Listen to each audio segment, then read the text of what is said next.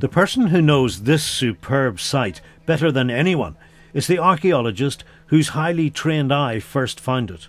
I was brought here in 1978 because the land was going to be reclaimed, and what we thought was a very small little cairn was going to be removed in order to make a bigger field for the farmer.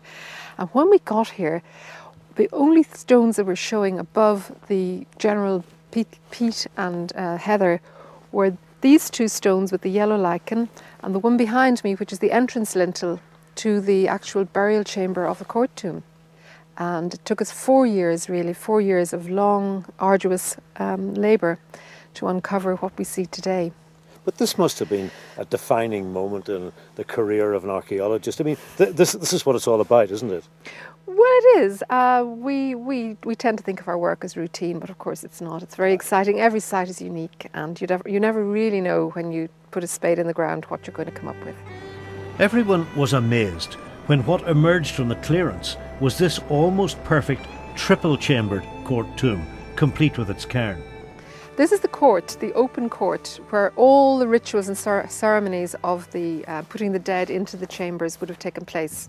Now, we think the court tombs weren't just used for burials. They might also have been used for other kinds of rituals, like seasonal rituals, maybe greeting the spring, maybe greeting the midwinter, maybe for betrothals, marriages, maybe greeting new babies. I think they must have used these tombs a bit like the way we use churches.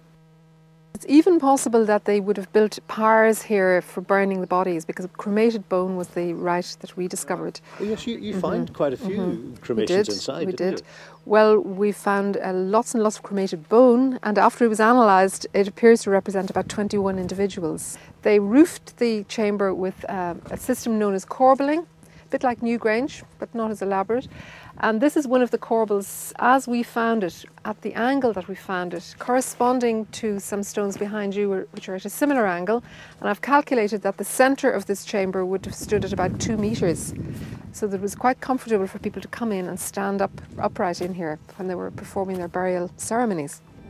With so many tombs within such a small area, Claire thinks there may have been half a dozen or more different communities living within a 10-mile radius, and she's convinced the bog still holds many of their secrets. Where the bog still exists, we find that is now a very precious resource, not just for natural heritage, but also for the archaeological heritage that it probably retains. So someday somebody will find a Neolithic village around here, I know that, but unfortunately I haven't been so lucky.